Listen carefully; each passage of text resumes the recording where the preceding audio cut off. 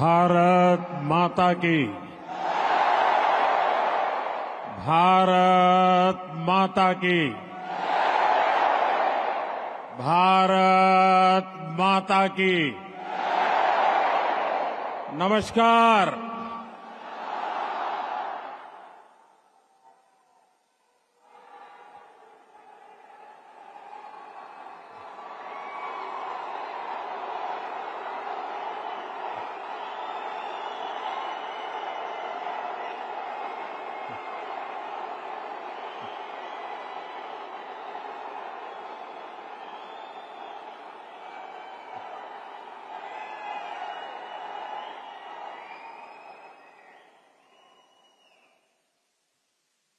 अभी 2-2.5 घंटे पहले ही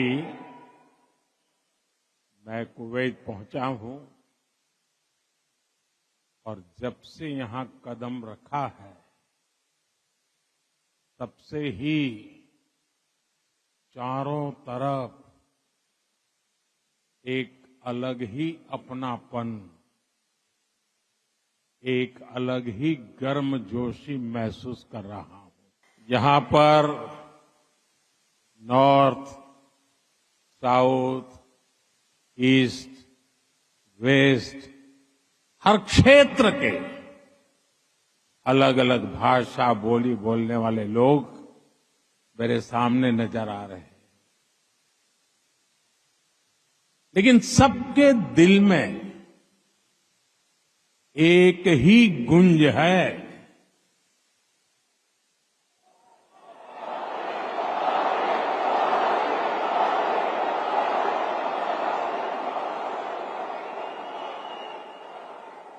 सबके दिल में एक ही गूंज है, भारत माता की। भारत माता की। जब भी मैं कुवैत की लीडरशिप से बात करता हूं तो वो आप सभी की बहुत प्रशंसा करते हैं।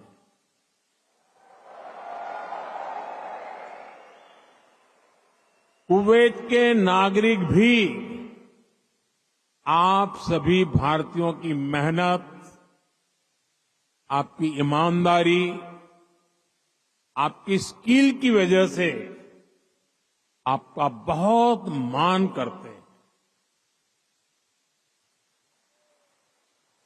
आज भारत रेमिटेंस के मामले में दुनिया में सबसे आगे है, तो इसका बहुत बड़ा श्रेय भी आप सभी मेहनतकश साथियों को जाता है।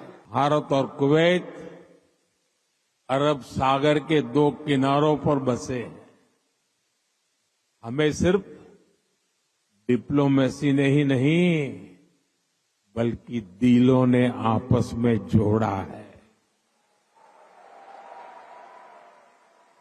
हमारा वर्तमान ही नहीं बल्कि हमारा अतीत भी हमें जोड़ता है। एक समय था जब कुवैत से मोती, खजूर और शानदार नस्ल के घोड़े भारत जाते थे और भारत से भी बहुत सारा सामान यहां आता रहा है। भारत के चावल, भारत की चाय, भारत के मसाले, कपड़े, लकड़ी यहां आती थी।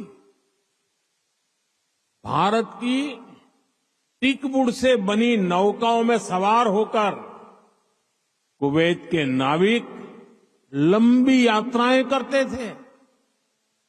कुवैत के मोती भारत के लिए किसी हीरे से कम नहीं रहे हैं। आज भारत की ज्वेलरी की पूरी दुनिया में धूम है, तो उसमें कुवैत के मोतियों का भी योगदान है। गुजरात में तो हम बड़े बुजुर्गों से सुनते आए हैं कि पिछली शताब्दियों में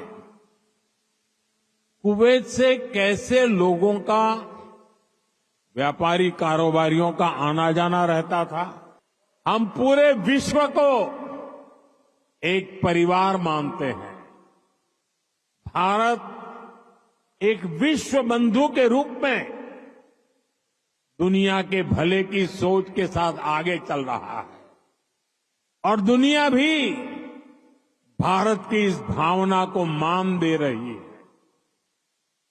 आज 21 दिसंबर 2024 को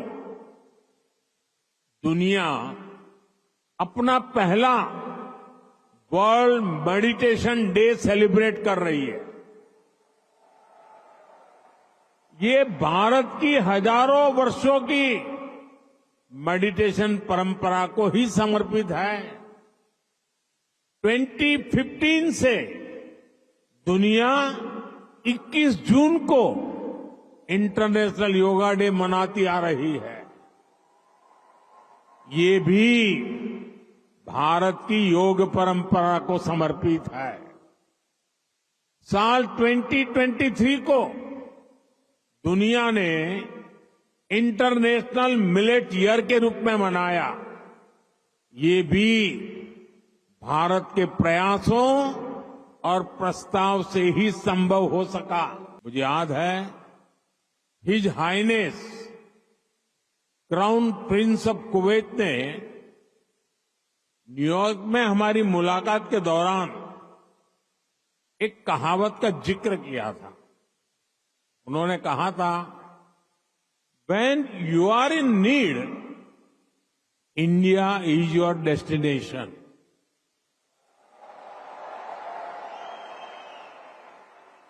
अभी इसी साल जून में यहां कुवैत में कितना हृदय विदारक हादसा हुआ।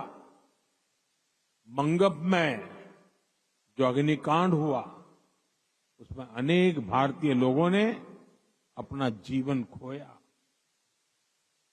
मुझे जब ये खबर मिली तो बहुत चिंता हुई थी, लेकिन उस समय कुवैत सरकार ने जिस तरह का सहयोग किया वो एक भाई ही कर सकता है।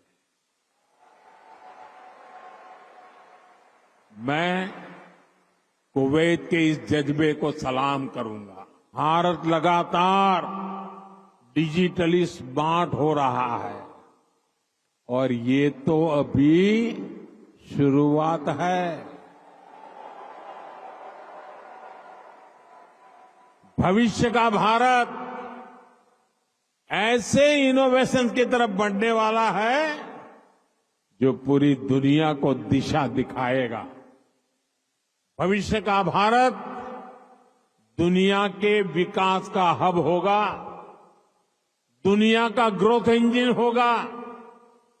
वो समय दूर नहीं जब भारत दुनिया का ग्रीन एनर्जी हब होगा।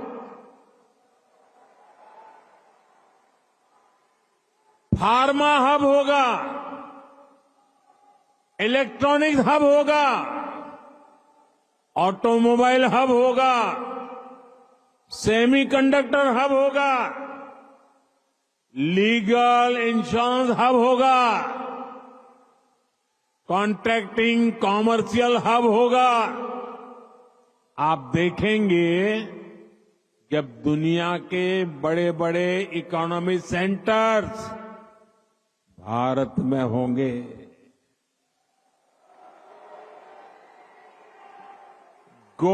ग्लोबल कैपेबिलिटी सेंटर्स हो, ग्लोबल टेक्नोलॉजी सेंटर्स हो, ग्लोबल इंजीनियरिंग सेंटर्स हो, इनका बहुत बड़ा हब भारत बनेगा। इसी साल 8 से 10 जनवरी तक भुवनेश्वर में प्रवासी भारतीय दिवस का आयोजन होगा।